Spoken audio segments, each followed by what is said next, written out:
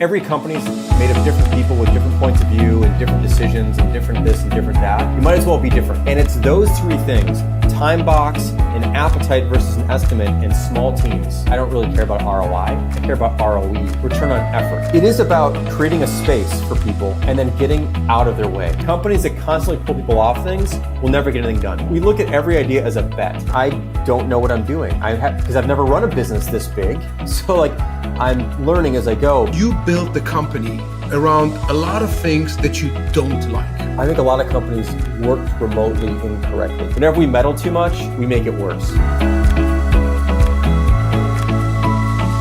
Hello, everyone, and welcome to our next Agile Insights conversation. Today, I'm being joined by Jason Fried, who is a business owner, so an entrepreneur who has written a ton of books, written even more articles around a lot of interesting topics. And I've been following his work now for several years, using his products, including Basecamp and Hey and Highrise, which they, I think, don't operate any longer. And I'm super excited to have him with us. And as part of today's conversation, which is going to be scheduled around 45 minutes, I want to first start with an introduction of Jason, or basically he will introduce himself so that we all get to know him a bit better. And then I want to tackle two topics that are very important also to myself. One is, how do we build great products, or basically how do they build great products so that we can take inspiration?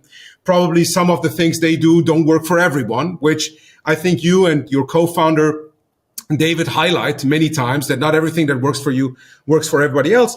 But the second question is, how do we build a great company? And if we have time beyond that, I would just be curious to figure out, how do you stay in business with the same person over such a long period of time? But that might be also a conversation for another time. So let's get started. And Jason, I want to give you the time and space to quickly introduce yourself so that our audience gets to know you a bit better. Thank you. Thanks for having me on. Well, so for the past 23 years, I've been doing the same thing, which is running this business. And we started out as a web design company, and then we eventually made our way into making software, and then we ended up making more and more software. And then we changed the name of our company, and then we changed it back again. So we've always done things sort of our own way, a very different way. We've worked remotely for 2 decades. We've done 4-day work weeks for more than a decade. We've done a lot of things quite a bit differently. And that's sort of, in my opinion, the most fun part about business is experimenting and trying things, and not just following, but really like trying things and striking out on your own and figuring out what you want to do and what makes sense for you. I think that's the other thing that we've come to figure out is, every company's made of different people with different points of view and different decisions and different this and different that. You might as well be different. Like, you are different. You might as well be that as well. Yes. So that's something we've really focused on, from our products to the kind of people we hire to the kind of things we're willing to say and do. And it's been really fun. So yeah, I've just been doing that, and hope to keep doing it for quite a long time from this point on as well. Yeah, cool. Yeah. So you mentioned that you've built a business, that you've built several products. You didn't mention all the books that you've been writing. So you see one of the books behind me, it's this one. It doesn't have to be crazy at work. I think this is not your latest book, right? You wrote one after that, Shape Up, or was that more like a... That was our last mass published book. So Shape Up is a new book we put out, which is more about our process for how we actually build products. But it's not a mainstream book. It's more of a insider kind of book. It's more an insider book. Yes, that's how I saw it as well. And then you've written this one, which somehow in 2020 was sold out. Nobody knows why, right? and you've written another one. I don't know which one came out first, Rework or Remote. I think Rework was first. Rework was first, 2010. And then Remote was 2013. So 7 years prior to the pandemic. 7 years. And then it doesn't have to be crazy, a couple of years ago. Yeah. Yeah, absolutely. So I've been through all of them, and I think Rework back then was basically a collection of blog posts that you and David had written, and then you summarized it, brought it into a different format and shape and order, which made it really an interesting book for me to read. And back then, when I read it, I was just starting my own entrepreneurial journey, and I took a ton of inspiration from that. Now, I want to dive into elements from all of these books: Rework, Remote, Shape Up, which is an insider book, and then it doesn't have to be crazy at work. And the first piece that I want to start with is talking about how to build great products, right? You started out with Basecamp as a software to manage your own work, if I remember correctly. Yep. And then what I've heard in other podcasts or interviews that you've did, one of the great ones I saw was Chase Jarvis, which I think you did right pre-pandemic. And we will link it here because I don't want to have a redundant interview out there. But in that interview, you mentioned that suddenly after a year, you noticed you were making more money with your software business than with your web design business. So you started or decided to double down on building the software. And then based on Basecamp, you went into Highrise, I think. And later, at some point, you started building Hey, the email service, which I also use. Now, over these almost 2 decades building software products, and you build software products at scale because they work for hundreds of thousands of customers, but you build them with a fairly small team, which I am very impressed by. And I want to ask you whether you can walk us a bit through what are the key elements of how you build products with your small team servicing this many customers. Yeah, so at the fundamental level, it's all about small teams and sort of understanding what you're capable of in a short period of time. Like you have to understand what's possible. And something I've seen when I've talked to other companies is that they sort of can't believe the amount of stuff we're able to get done in a short period of time. And simply because they can't believe it, they don't think it's possible. Like it really comes down to like, you have to believe that you can do this first. And then you realize you absolutely can. So we've built over 2 decades this process called Shape Up, which is our methodology for working. And I'll just give you a couple fundamental primers or pieces of it that are critical, which is nothing we work on can take more than 6 weeks at a time. I'm on the phone. Okay. I'll come get you in a minute. Sorry. Okay, but I'm on a call. It's my 8-year-old. He's homesick today. So there we go. So 6 weeks is the longest we can take for anything. And that doesn't mean we build a whole product in 6 weeks, but each feature we build can take no more than 6 weeks max. And some of them take a week or 2. Mm-hmm. So we set a limit. It's like going to Vegas or going to Monaco and taking out $500 and going, this is the most I'm willing to lose is $500, or in our case, 6 weeks worth of time. And then the teams that we have building our products are 2 people each. So we have 1 designer and 1 programmer per feature. So we keep the team small, we keep the time small, and we don't estimate how long things are going to take. We have an appetite for how much we're willing to spend, which is a very subtle but important difference. And it's those 3 things, time box, an appetite versus an estimate, and small teams that allow us to really hone in on what's possible in a short period of time, figure out the most sort of the best version of that we can do in that amount of time, and cut a lot of scope out so we don't do too much. And then we just keep doing this every 6 weeks. And, you know, once you get this momentum going, you can deliver a lot of excellent work in a year, like dozens and dozens of improvements in a product with a small team this way over a year's worth of time. So that's sort of, you know, in a nutshell, how we approach this sort of thing. Yeah. So when you mention you basically these 6 weeks and the salary you spend for those 2 people, that's your budget, right? That's the budget. You're fixing time, you're fixing money, and then what you leave as a variable is scope. And I agree with you. Once you do that, and don't spend too much time on all the other things, like let's do estimation here and let's do this here, and then understand like how much can we build. Just let people focus in that period of time. You can get a ton of work done. I mean, we did some work building a truck with a German company called MAN. Probably you've heard about them. Now, their regular development time was 5 years. Due to having a small team, fixing time and budget, we got it done in 18 months, wow. which is incredible because you're like, wow, and it works. But we cut a lot of the other like admin stuff and overhead that people usually had to deal with, and therefore they were able to focus on the work. Now, in our case, the team was bigger than 2 people because we needed various types of engineers. Of course. In the case of software, still what I see at many organizations is they're like, what do you mean? One designer, one software developer. You need like front end, back end, and back end you need this and this and this, and then you need Q&A. But in your case, my assumption is, and please correct me on that, is both of those people, the designer and the engineer, are probably very, what we would call like full stack.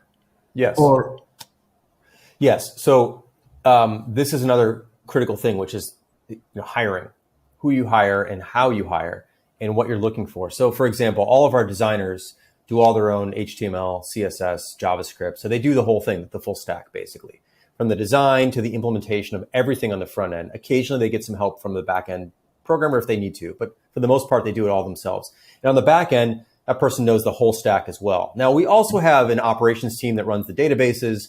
We also do have a QA person who does QA, but these are things that are not required for every project. So Exactly. we QA most things, but critical things more so than other small things. We don't have to put everything through the same process.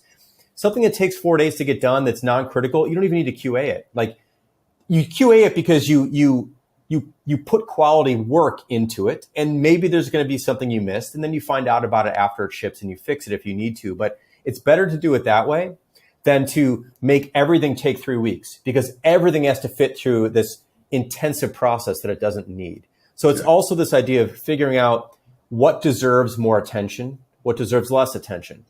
Not that it's less important, but that it's less critical. Just thinking about this, not everything is the same. So that's variability is important. And to your point, it is about creating a space for people and then getting out of their way. So when we call shape up a project, so we would come up with an idea we might want to work on next cycle. Okay. Let me give you a concrete one. We just launched a feature in Hey, which lets you sort of reorganize your set aside pile. For those who use Hey, you'll know what this means. For those who don't, it doesn't really matter. But you've got a bunch of emails and you can organize them by dragging and dropping them in this different way. That was a 500-word write-up with 1 or 2 really terrible sketches that I did. And then that's the idea. And you present that to the team. And the team has all the flexibility in the world to figure out how to solve that problem in a certain period of time, what to cut, what to add, what to change. And literally the only thing they're responsible for those, let's call it 3 weeks, was that project alone. And that's the other thing that's really important. We don't pull people off of things when they're assigned things. Companies that constantly pull people off things will never get anything done. Absolutely. If your point of view is changing, if your priorities are changing all the time, you keep pulling people off stuff, no wonder a million things are left unfinished. You can't do that. You've got to dedicate time, give people space. When that's done, they move on to the next thing. That's the only way to, I think, to make really good progress. Yeah.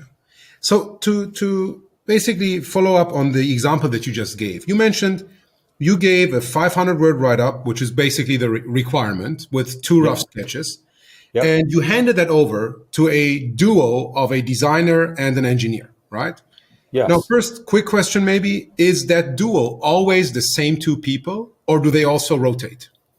Yeah, so we have teams dedicated to Basecamp and teams dedicated to Hey.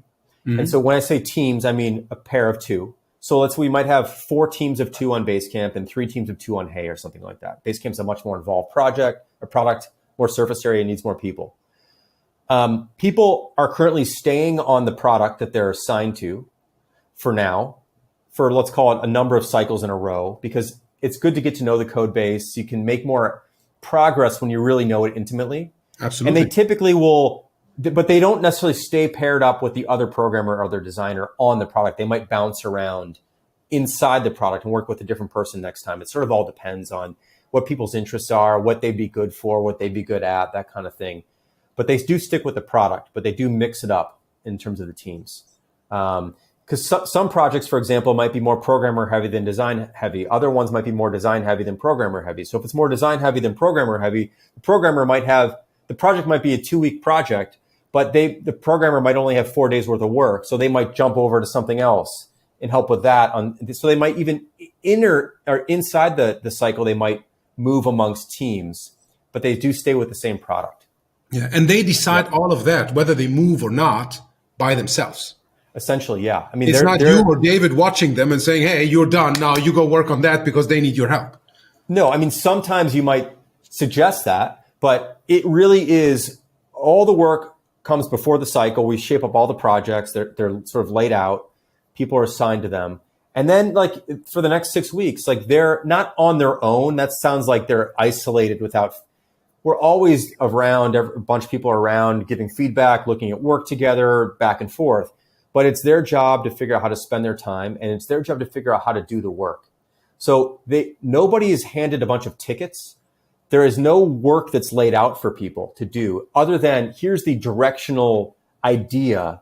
Now you figure out how to break that down into the component parts that you need to do. So a lot of responsibility for programmers and designers at Basecamp and 37 Signals, but we think that's the best way to do it, to give people essentially full control within the boundaries of the idea. Yes. To figure out how they want to do it. And then they might come to us and go, hey, we have an idea for this that's going to take a few extra days. Like, do you think it's worth it? And we'll look back and forth. Or they might say, we can shave a few days off if we do it this way. And so there's a lot of conversation that happens, but it's motivated. The team brings the conversation. We're not constantly checking in. How's it going? How's it going? How's it going? How's it going? Sometimes you do a little bit of that, but it's mostly the team driving the whole process once the projects have been assigned. Yeah.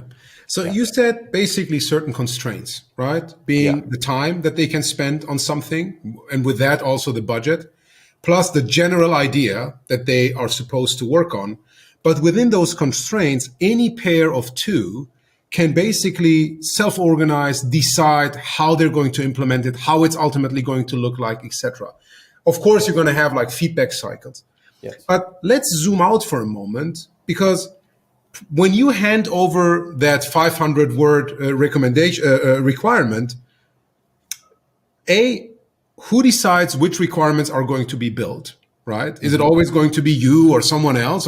This is basically the question. Do you have some kind of product management in place or product ownership, however you want to call this?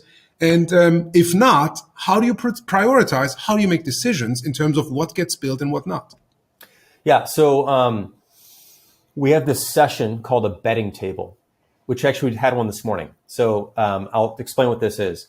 So over the course of a cycle, there's typically two of us, me and Brian, primarily, are talking to customer service, are talking to customers, are coming up with our own ideas. We're sort of cultivating things we might do next cycle for both Basecamp and Hey. So we don't have product owners. It's Brian and I and David who kind of own the collective products. And we're sort of bubbling up ideas throughout the 6 weeks and talking about them and hearing from customers and just getting a sense of what we might consider doing. And then we will collect, like this morning, we had our betting table call, which is about 90 minutes. There's 6 people on it. And we present let's call it a dozen potential ideas. And each idea has an appetite attached to it. Like, we'd be willing to spend 3 weeks on this. We'd be willing to spend a week on this. We'd be willing to spend 6 weeks on this. We lay them all out, and there's more work than we can actually do. So at the betting table, we talk about what bets we want to make. Because these are all, we look at every idea as a bet. Absolutely. There's no definitive outcome. There's just odds. Like, this is probably worth doing. We think this is going to be a good idea. You don't really know for sure. So you lay it all out there, you make your case, and then we sort of fit it. It's a puzzle because we look at the people we have and how much time is available and who's out on vacation this next cycle. And we've got a meetup coming up. We're all going to be in Amsterdam, in fact, in a few weeks for a week. So there's in the middle of this cycle, we've got a big event. So we don't have as much time. So we kind of weigh it all. And then we sort of put the pieces in place and go, let's pick this. Let's pick this. Let's pick this. Let's pick this. Let's pick this. Let's pick this. We'll start with this. We'll start with this. Hopefully we'll get to all of it. But if we don't get to all of it, these are the most important ones. And we kind of just have a discussion. It's a conversation. There's no votes.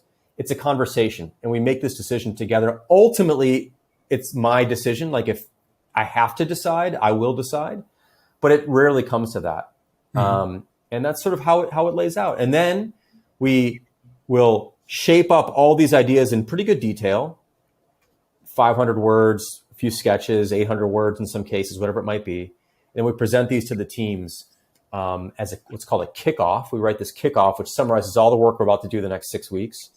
And then we create Basecamp projects for each project that's going to happen, put the people on the projects, write the kickoff for each one of those projects. And on the Monday, the cycle starts, and they're off and running. And that's kind of how that goes. Okay. Well, that's interesting. Yeah. So, and then, so you have now a bunch of projects and they are prioritized. So everyone knows we have to start with the ones at the top. And if we don't finish the ones at the bottom, that's just how it is because we don't know how much work we get done. Yes, but let me just add something there. Yeah. The assumption is they will all get done. Like I want to make this clear because I think if it's not clear, it could mean different things to different people. Mm-hmm. We're not putting 30 projects in a row prioritized and we know we're only going to get to the first 4. Like literally we have we're going to do 4 things and we're going to do them all. We're only going to do 4 though. And this is the order in which we should tackle them because this one might be the hardest, or we might do 2 simultaneously. We have multiple teams, but we have a sense of the most important thing. But the idea is we're going to finish all of this, and we close to 100% finish all the projects. Occasionally there's something we don't get to, but we almost always do. So it has to be based in reality. This cannot just be, well, let's just shove a bunch of stuff in here and maybe we'll get to it, because then you don't actually have to think about what really matters. You just shove things in, and that's a bad habit to form. Yeah, I understand. Yep. So that goes back to the point that you mentioned earlier, understand what's possible. If you understand what's possible, then you can roughly estimate what can get done. And within that period of time, if people see time is going to be a constraint, they can tell you we can take away 4 or 5 days if we cut this scope, etc. That's the conversations you're then going to have. Is that correct? Yes, basically. But typically what we'll want to do is, I'm trying to think of a few cycles ago, we had a project that was something we wanted to do that actually, as we got into it, it was slated for later in the cycle. And as we got into it, we realized we're actually going to change something. So we kind of pulled that project out, which freed up a team to have an extra week or 2 to just do other stuff.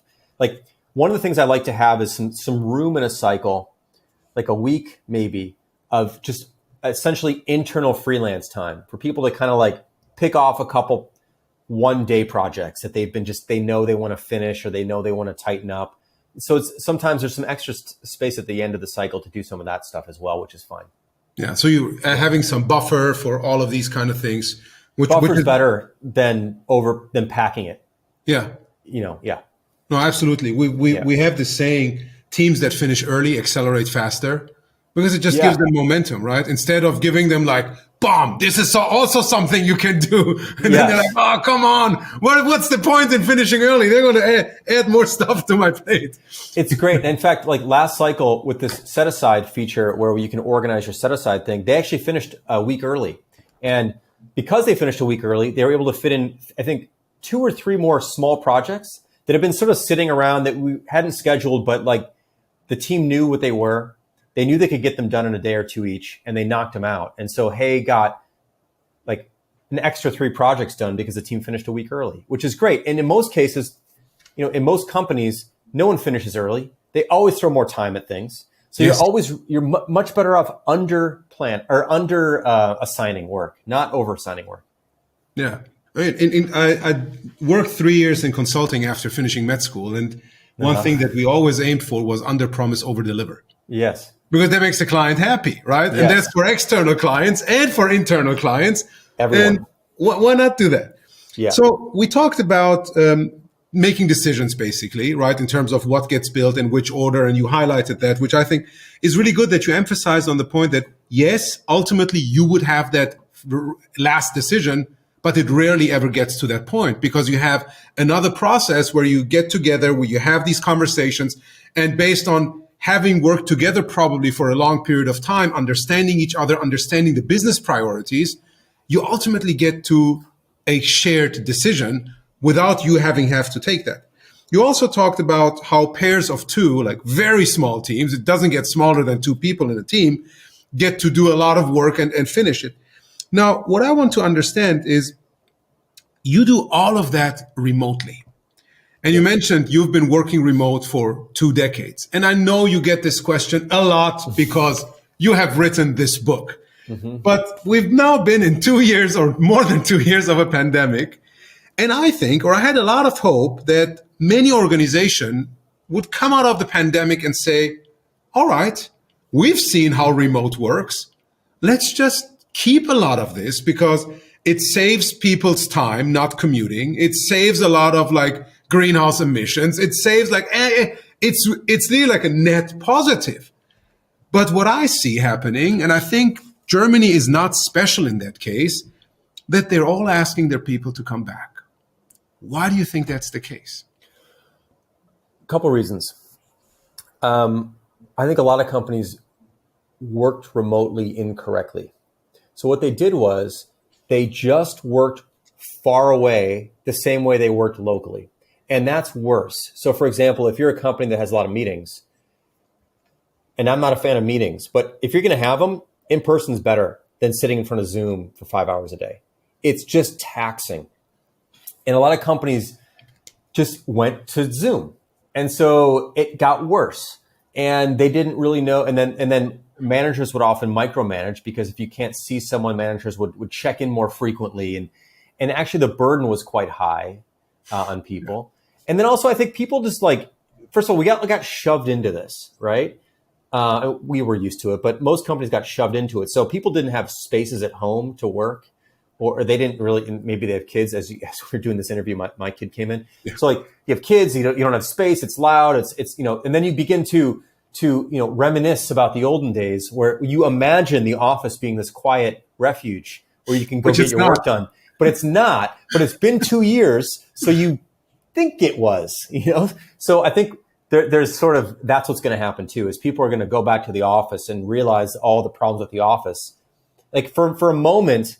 It seems romantic to go back to the office. The office, this wonderful place where I can do all my work, where my kids aren't going to bother me and whatever. But like, no, not really.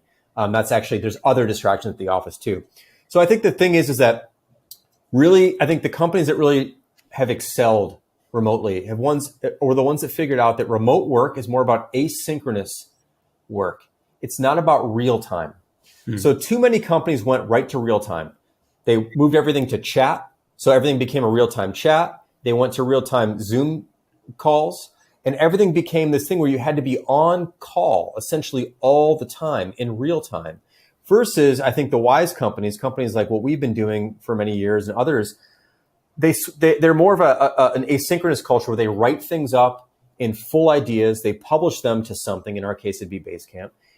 And they let people read those things and get back to them on their own schedule. Versus trying to sync up schedules and sync up calendars and sync up time zones and try to do everything in real time, which is just incredibly hard to do. So I think that's what's happening. There's this romantic notion of the office, and there's the current uncomfortableness with sitting on Zoom all day and other distractions at home. And so we fall back to what we were used to, not because it's better, but because we were used to it. Yeah. So I think there's going to be this pendulum swing. And there'll be a moment, I remember when everyone switched to remote, there was like, everyone was loving it. And then some people didn't like it so much. And people are going to go back to the office and they're going to love it again for a little bit. And they're going to realize I still can't get stuff done at the office because of all the distractions that are there. And they're going to want to sort of settle somewhere else. So it'll be interesting to see how that all shakes out over time. That's my take. I also don't think, the other thing is that hybrid's tricky. Although I think that a lot of companies will settle on hybrid. Problem with hybrid is it's not truly remote work, because if you still have to go to the office, let's say 2 or 3 days a week, you can't choose where you want to live. You still have to live close to the office. So it's not really remote in that sense. It's more like work from home a few days a week, which is good still. But it's not, in my opinion, remote means you can kind of be anywhere and not be locked to a city or to a place. Because if you leave, you lose your job. That's a little bit too strong for me. So. Yeah. And I mean, one of the problems that I see with hybrid, no matter whether it's a hybrid approach to product development or a hybrid approach to, it's in German, we have a saying, it's neither fish nor meat. I don't know how that translates to English, right? But it's neither nor of those things. And you mentioned that organizations didn't do remote work correctly. So if they're doing hybrid, they're not going to change their habits. No. Because then those home office days are going to be like how they did remote for the past 2 years, which is constantly being on calls, whether it's Teams or Zoom or whatever. Whatever it is, yeah. And I think that's actually going to frustrate a lot of people. Plus, I can imagine what happens is those people that don't go to the office every day might actually be at a disadvantage. So that's the other thing that's going to happen is that if you're going to have a remote culture at all, it needs to be the predominant culture. Yeah. The company has to work remotely, even for people who are local. So, for example, when we used to have an office in Chicago, we don't have one anymore, but we're fully remote now. But when we had an office, a few people came in here and there, and even those people who were at the office worked as if they were far away. We do all of our work through Basecamp. We don't have a lot of in-person anything because if the culture slides back to in-person, to your point, people who are remote are going to be disadvantaged. And then they're going to be asked to accommodate for everyone who's local. And then the culture is going to shift to a local culture, favor people who are willing to come in. And then over time, like, there's really not a hybrid. Hybrid's more of like, look, I'm willing to put up with you not being in the office, but I really want you here. I actually want you here. You need to be here every day. But you know what? You don't have to be, but I want you to be. It's going to be this tension that's really going to say, like, the people who come in are the people who are going to get promoted. The people who are going to be taken seriously. That's what hybrid's ultimately going to probably look like. I do think one way to do this would simply be to say the whole company can work from home on Fridays, let's say, but the rest of the week, everyone's got to be in. What I don't think is going to work out very well is a mixed, like, some people are home Tuesdays and Thursdays. Some people are home Mondays and Wednesdays. I think once you're in that mode, it's going to be very complicated. I agree. I've seen that happen. Yeah, I agree. Now, I want to use this as a segue towards the second topic, which is building a great company. And you mentioned that most organizations didn't do remote work correctly because they didn't actually switch to this asynchronous type of work. And for you, this means like writing up a lot of stuff, which maybe sound to a lot of people, hey, this is an organization that's innovative. Why do they write so much stuff? But you brought this up over and over again that, for example, you even test people's ability to write based on the cover letter that they submit to their applications. Now, walk me through a bit of this writing culture that you have established at 37 Signals, which is, I think, the current name of the company again. It is, yeah. Yeah, so pretty much everything we do is long-form communication. So we use chat mostly for social cohesion and occasional, like, hashing something out quickly. We usually use more of like a ping, like one-on-one. Basecamp has pings, which is our version of direct messages, and Campfire's chat. Campfire chats are primarily, again, social, and pings are more for like, hey, I need to reach you really quick to talk about something here and there. But for the most part, ideas are shared long form, like this much writing, like a page, and often supported with a sketch.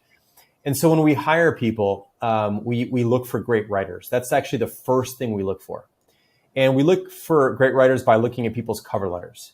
I kind of could care less about resumes or CVs. I don't believe them. They're mostly bullet points of lies. Like, not that people are malicious, but just like, you'll see someone who's like, worked on the redesign for Nike.com. It's like, yeah, you and 60 other people. Like, I don't know what you did on it, and don't tell me you're responsible for XYZ. Maybe you were partial. I don't know. And again, I don't blame you. You did work on it, but I can't derive anything information from it. Yeah, right.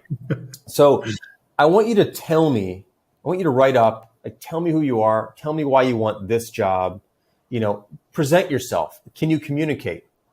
Not through bullet points, but through a story. And so we look at that, and that's always a good first filter for us.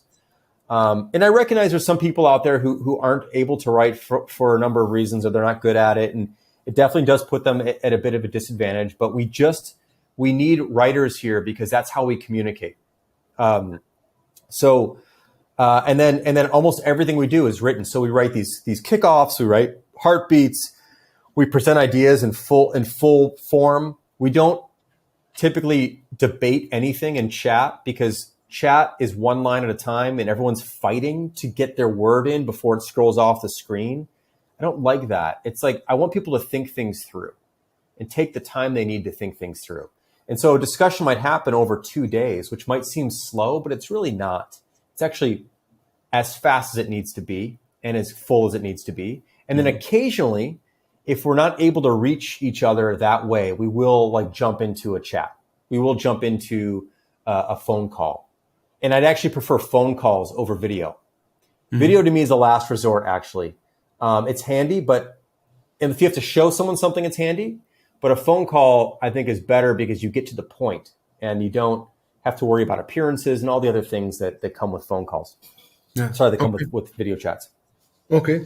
I like this as a video format, by the way. Like, this is fine. This is great. I don't know you. It's nice to see you. But people you know and voices you recognize, like, phone's actually faster and better, I think, for most things. No, absolutely. And I mean, the intention of this is a different one than like when you're working with your team. So based on the intention, I actually prefer phone calls as well, because the thing that I can do while I'm on the phone is I can take a walk.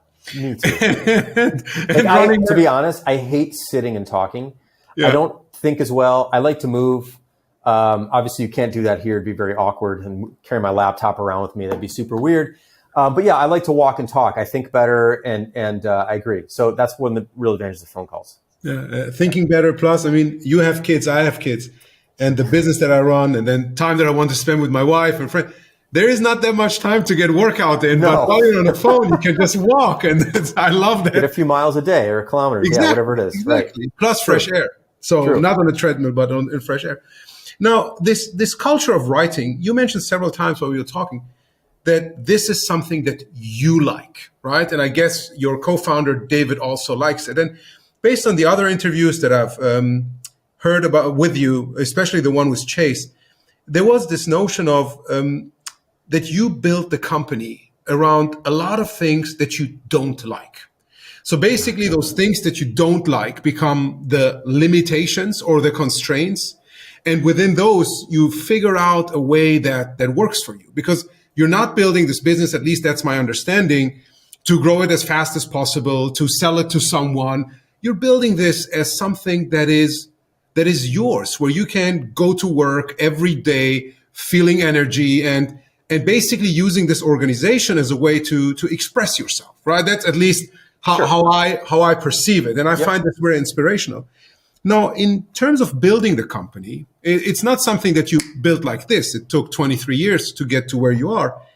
What are some of the key leadership principles that you and your co-founder found for yourselves, which initially were not that obvious? But now looking back, yes, they are obvious. But back then, even you guys struggled with it and then still tried it and implemented it, and over time learn to appreciate it. Yeah, so we're always changing, because the scale of your business, I don't mean customers necessarily, I mean people, has a big impact on how you run things. And we're the biggest we've ever been right now, and I don't know what I'm doing. Because I've never run a business this big. So like I'm learning as I go, but there's some fundamental things I think that are important, which is be weary of process for process sake. There's a lot of process in business that ends up burning a lot of time and doesn't get you anywhere. Yeah. So we're under processed. I think we're very careful about adding anything we don't need to do. Because once you ingrain something in the organization, it's very hard to remove it. It's very, very hard to remove it. And so I think it's very important. So for example, we've been a very flat organization for the most part. We have more layers now because we have more people, but we're very, very careful about not creating layers where we don't need them. And making sure that the people who are doing the work have a very large say in what they're doing. Even if there's a manager or whatever above them, the teams still have the say over what they're doing. That's a really important thing. So making sure the people who are doing the work maintain the majority of the control of the work. That's a fundamental important thing, I think. Another thing is just around hiring, this idea that we always want to make sure we hire what we call the manager of one, which is not something we knew we were doing initially, but we, to your point, looked back on it. And the best people here are people who are self-starters, who can figure out what they need to do, on their own without being told, who run to problems and just solve them, versus like asking what should I do next, or what needs work. Just like, you should be aware of what, like this, you need to develop this degree of awareness of the product, of the organization, of the company, of the problem set. And so you can run to these problems and you know where they are. If you have spare time and you just go fix things, you go make things. People like that are so valuable, and they can, be worth 3 or 4 or 5 other people, if you just get people like that. So that's something that's very important. Also, I think we have this instinct. It's hard to find, but we want to find people that understand what we call return on effort. So a lot of companies are focused on ROI. I don't really care about ROI. I care about ROE, return on effort. Where's the difference for you, Jason? Whenever it's an ROI, investment, you always just think of money and time. You think of money, actually. I'm going to say more money, even though time is money. It's like you're looking for a return that's typically monetary. Not always, but that's where it slides in that direction. Absolutely. ROE is like, is it simply worth putting in the effort to solve this problem? Like, there's an issue that exists. Is it worth 6 weeks? Is it worth 2 weeks? Is it worth 3 days? Is it worth it? Like, knowing if it's worth it is an instinct that we're looking for in people. And that it's hard to really find that, but you can sort of get to it in discussions when you're hiring people, if they sort of understand what's worth doing, what isn't worth doing. I think David and I ultimately serve as editors these days, which is, we want to make sure the quality level is high. It's on us to keep that up, but we try not to meddle. I mean, we do sometimes, we try not to meddle. I think whenever we meddle too much, we make it worse. So that's a leadership thing that we've learned. It's as a we've good gotten level of self-awareness. I mean, as we were smaller and doing more of the day to day, you just are there, you're involved. But when you're a bit removed and you begin to we have this bad habit of what we call drive-by feedback, where we'll not be involved in a project. We'll look at it. We'll throw some bombs in there. And the problem is that we own the place. And as much as we just want these ideas to be suggestions, there is a power dynamic that comes with that there just is. And you've got to be very careful not to throw that stuff around, because people then it can change the entire priority of a project unintentionally when, an owner says something about something. So we're careful about that. So we've dialed that back a bit, but we want to make sure we maintain a high level of quality. So I don't know if those are leadership things, but these are the things that that are on our minds as we move through the company, as we evolve the company. No, for me, definitely they are, because you covered a ton of topics, like what kind of people to get into the business, which is, I think, one of the most important decisions any leader does, how you interact with those people, right? Being aware that your suggestions become requests just because you're the owner of the business, right? And in previous interviews, you've talked about other principles, which we don't have to go into, like the trust battery concept you've taken from Toby Lutke at Shopify, I think, disagree and commit from Jeff Bezos at Amazon and others. Now, in order to close this, and I'm aware of your time, and I know you have your child at home. Like, call it 5 more minutes if that works. 5 more minutes, exactly. Now, in addition to running this business, you have written all of these books. And I don't think you've written these books to make money with the books, because my guess is the business is way more profitable than whatever you make from these books. Yes. What drives you to write these books? Because this takes time out of your schedule, time from your family, time from whatever else you do. But what passion drives you to do this? Well, there's a number of things. So part of it's self-serving, let's be honest. Like, it's good marketing. And we don't have a marketing budget. We don't have a marketing team. We're beginning to finally build one. But like, the books and our teachings are a big part of how we get out there in the world. Yes. There's 100,000 companies that might use Basecamp, but there's probably a few million that know about us through our books and our blogs and our teaching, right? So that's a good thing. So there's that. There's also this feeling that there's no reason not to share. Now, I know it takes effort, but it's better to get it out there. I've always been inspired by chefs. So chefs write cookbooks. They're not afraid of someone taking their recipes and opening a restaurant next to theirs and putting them out of business. They're afraid of not being known. And like cookbooks are a great way to get a chef out there in the world. And you maybe make a few of their dishes and you go, wow, that's really good. Next time I'm in New York, I'm going to go to that person's restaurant, right? That's what this is about too. It's about getting the word out there and getting people to understand how we think. And then there's also this feeling like we have a point of view that we think is not represented in mainstream business and specifically in the tech industry.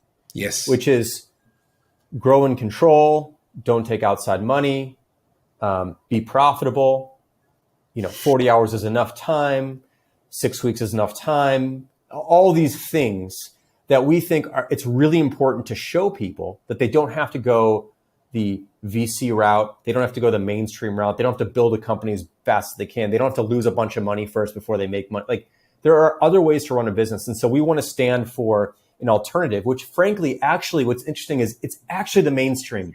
We are very mainstream.